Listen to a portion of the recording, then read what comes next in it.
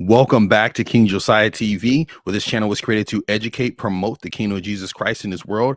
I am your host, Josiah Hill. And before we get started, guys, I need you to do me a favor. If you're listening on YouTube, go ahead and hit that subscribe button right below. Go ahead and pound that. And if you're listening on Apple Podcasts or Spotify, give me the follow button. Let's get into it. Watch giants fall like Goliath. David, I dance, this ain't no tick-tock. God told me that my steps was ordered, walking in flip-flops. Chris Rock, how they laughed at me. It's from Apologia Studios. I listen to a lot of their content.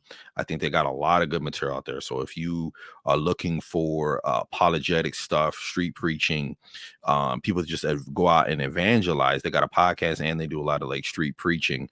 And I can't remember the pastor's name, but he goes out and he goes to certain abortion clinics and other places and talks to people. And the pastor stops and he talks to this woman that is a foster parent outside of an abortion clinic, and they have a really interesting discussion.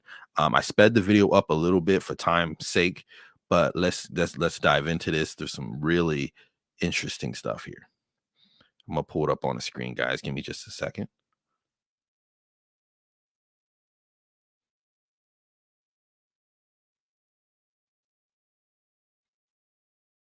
Is women should have a choice because it's 15, just in Phoenix, multiply that by 52 states or cities or whatever. These are children that nobody loves, and they are so messed up when they grow up. How would you like to know that you were born and nobody loved you? The foster kids that get it fostered and adopted and stuff do better. My kids are still pretty messed up. It's just mind-boggling. You love those kids though, right? Okay. Aren't they wonderful? They are. Yeah. They're still mind-boggled that their mother didn't. I'm not saying, I'm not judging that it's murder or not murder. I think a woman should have a choice. And that there should To murder? To do what she needs to do with her own body. She'll face her God. You can judge her. I think it's I really appreciate the way you're engaging this. Would you argue that would say an issue like rape or slavery? Would I argue what on it? Well, because I respect the way that you're handling it. You're saying like I'm not arguing if it's murder or not, not for it. But I think you and I would both stand hand in hand opposed to say slavery. Right. We would say unacceptable, it has to be stopped. Right. The innocent children in the womb, you're saying just let them die and let God deal with it. No, I'm saying let the woman who makes the choice deal with it. It's her. She will be judged for it, right or wrong from God. Can I suggest something to you? The same kinds of arguments. That's the most unloving thing that you can say. Oh, let the mother deal with it. That's her problem. Like if she wants to kill her baby, that's her thing.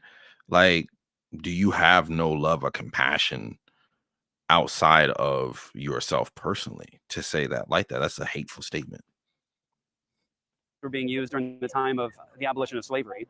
The abolitionist Christians were arguing to the culture at large, you cannot destroy our black brothers and sisters like this. You can't kidnap and enslave black people. According to the Bible, enslaving and kidnapping somebody was actually a capital crime. It was worthy of the death penalty.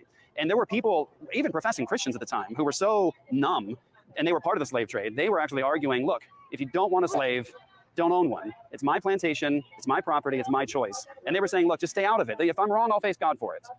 But thank God for those abolitionists who are saying, no, this is wicked, it's unjust, it's immoral, it has to be stopped, it has to be criminalized. Okay. And so the same kind of arguments, think about this for a second, because you were just over there. I heard it and it was me. God said we are the salt of the earth. Salt preserves. We are to preserve the earth. So how are we the salt of the earth if we're not preserving it, if we're allowing and we're seeing evil, we're just saying, that's on your side of the fence. That's you. It has nothing to do with me. I'm doing right. You're going to face your sins. No. We aren't called to see sin and just lay on our backs and be like, oh, not my problem. Amazing, because I was like, I've heard that before. I can't believe we're still using it. She was saying up there, my body, my choice. And I'm thinking to myself, it wasn't very long ago we were saying my plantation, my choice.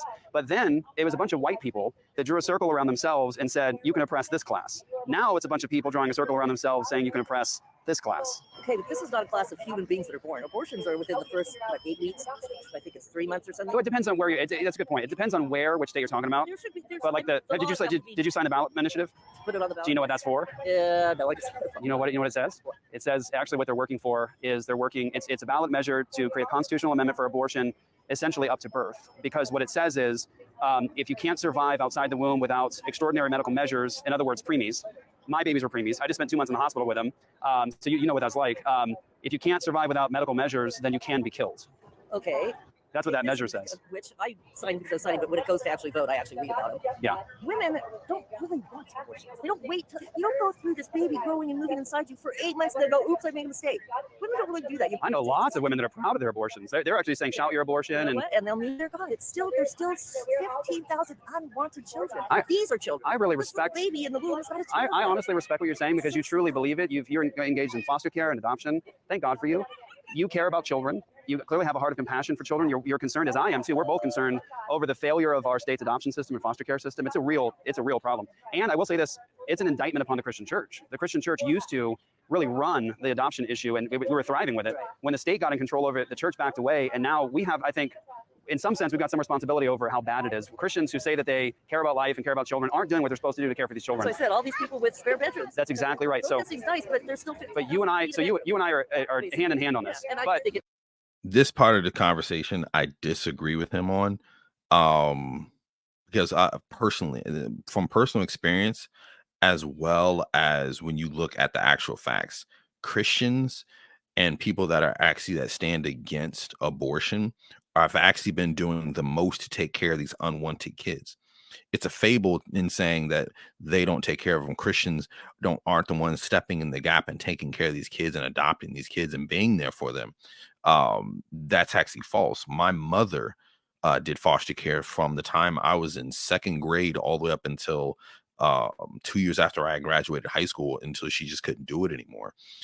Taking kids that were unwanted, kids that from infants to teenagers, and she was Christian. I knew a lot of Christians at the church I grew up in and now that are active foster parents that are Christians. This is a field that Christians since the beginning and people of faith have stepped in the gap for. So to say that we're not doing our part, I think is intellectually inaccurate. And I'm just going to read a fact here. I actually pulled it up in my phone. There are roughly 4.88 million American Christian foster parents, and foster parents, and out of 162.72 American adults, about 95% of foster care families in the United States are Christian, even though Christians only make up 65% of the population. So having that said, Christians are definitely doing their part. We're the ones pulling the weight to this. And it's funny to me that they always like to use that as an argument. Oh, if you're social abortion, how come you're not adopting somebody? How come you're not using your spare room for people? No, a lot of us Christians are. A lot of us Christians are stepping in the gap, and we have been. it should be women's choice. The issue, though, with the child in the womb is it's a human being from fertilization. Okay, let me ask you a question, and I don't want to get too personal here, but I imagine some of the children you've done foster care with have been special needs or have had. I have not. The foster care system was very good. I went through Catholic Social Services. Okay. And I had 3 kids of my own, and I was single and everything, and they let you pretty much say what you want because they don't want them sent back.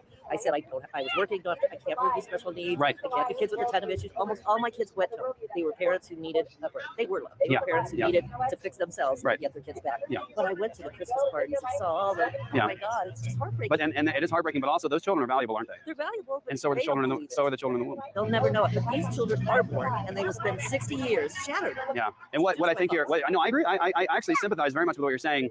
But I think you'd agree, though, that there's a category over here of something we need to fix. There's children in the system. They need to be cared for. They need to be loved. But the question is why? Are they valuable? Yes. Okay. Then we have another category over here of the same human beings that are in the womb that are just as valuable, that are being executed and argued to be executed. And nobody's fixing it. Should we kill? I don't think we can fix the problem. Should we kill the kids with issues? Should we kill them? Should we kill poor kids? No. So we shouldn't kill the children in the womb. Kids in the womb. We start with what a seed, a thing. It's not that we should. I believe women should have that choice, and they will. I don't think you believe what you just said. I'll say this to you lovingly. I don't mean this as a hurtful thing. I don't think you believe what you just said. When you said they're just this, you argued that the children in the foster care system, from small to special needs to large, are all valuable and we should love them. So I don't believe that you believe that because they're small. You guys are sticker here. It's not the size. It's just they're born. So if they travel through a magical birth canal, they become valuable. It's not that they're not valuable. It's that women should have the choice to kill their children. Men have a choice. Men don't have to do anything. No vasectomies are required. Nothing happens if the woman gets pregnant. They go see a bye. You see how every time we talk about abortion and we talk about these sort of things, they always deflect the conversation. Well, how come men don't get vasectomies? Well, how come blah blah blah? You always deflect from the truth when at the end of the day, the root of it is you're killing a human being. Stop deflecting to men. Stop deflecting to all these other things that at the root of it, you're killing a baby. So we're gonna listen to a few more minutes of this, guys, but just a few more moments. Well, there's a lot of derelict fathers and horrible men And all I'm really fighting for is women's rights to kill their children. They're not children. You're using a They're You're humans. using a euphemism, though. You said to choose, but what are we choosing? We're choosing to execute a human life. No, this life. Well, I disagree on when human life not necessarily starts. Obviously, it starts immediately, but it's the emotions, the suffering that we all have issues. Their issues are so compounded. I think we have a choice before. I don't like it, but I feel like it's not my business. So you agreed, though. It's human from fertilization. It's human, yes, but it's not So the babies that when I is see it who when is it don't- right to nobody kill it? loves When is me. it okay to murder a Before human? the first 3 months when they're this big and they have So no nothing. small humans do not deserve equal rights. In the same amount of things that you have in your body from the time that you were born to the time that the egg goes inside of the sperm, you have the same amount of genetics and things that are in you. I think it just switched my video. 1 second, guys. But I have the emotions, the feelings. So I suffer. how long does it These take? babies How long does it take to get to the emotional state where somebody can't kill me? will suffer. I really don't have answers. Can you be honest? You do see I see the shakiness of your I foundation, do, right? But I see the shakiness of yours too. What- can you tell me where it is? 15,000 children who nobody loves. So Nobody wants to take care of. Then they take away lunches at school, or they don't want to give welfare. Utter lies. We just read the facts. Christians are stepping in the gap. There's plenty of Christian parents. There's plenty of people out there that want to step in the gap for this. That's a lie. That's rubbish. Blah blah blah, because it all adds up and everything. So you have to have this baby. You're not going to love it. He, not it. You're not going to love them, but you're stuck with them, and they're going to be. It's just sad. You see people who are depressed who have issues that are just they just can't even. So if But they- someone's depressed, their mom is okay to kill them? No, I'm saying this is in the womb where they're not feeling or aware of anything, and I don't necessarily think they're believe not feeling that they anything, should or that they think they're not necessarily have a aware. right. I think it's their choice because it's A not living human really being. a born human being. So they should have a right to kill it. Okay, you need me to say that? Yeah, I don't want to hear you say it, right? I think they should So- have that right, and they will meet their mate because So- they're not killing a human. It's not like Would you use that same argument with slavery? No. Why? I said they're born, they're alive, they're human, they're different than a seed Can I- or whatever it is, what they call little pumpkins or little whatever's in there. Can I give you one loving suggestion? Sure. Okay. I think the reason that you think the way you abhor slavery, right? And what this country did to black brothers and sisters of ours. Continue. You hate it, right? And we hate and despise when any ethnicity puts a circle around themselves and dehumanizes the other, right? I think that you feel that way about slavery, where you said, no, it just needs to be a crime and not allowed, because of the work of Christians in the past who demanded that it would be criminalized and shown to be what it is, an abomination. But you are part of a culture now that is so accepting of the murder of children that you're not there with that human rights issue. When they abolished slavery, they generally went ahead and tried. So guys, they go on to talk just for a little while longer, but I think that pretty much gives it is synopsis on what they were talking about. And I think that's some point that needs to be drove home. What he said there in the end is that human life is important. We can't say this is wrong. Slavery, these things are wrong. These dehumanization of people is wrong at this point in life. But this other point in life, it's not important, and you can do it, and it's okay. I just want to give that a thinking point. I thought that was a great discussion. That I think his name is Steve Durbin. I might have said his name wrong, but those students, I encourage you guys to go over there, listen to this stuff. They got some great material. But guys, we are going to wrap it up. So before I get you out of here, we're going to end this episode here. Please, if you haven't yet, go ahead and smash the like button on this video. Give me a subscribe right below. And if you're listening again on Apple Podcasts or Spotify, give me the follow button, guys. I will see you next week. But my salvation on me like it's a helmet. The way your sin is death for send you to hell quick. Wanted to be all about me, God, I was selfish. I was rebellious.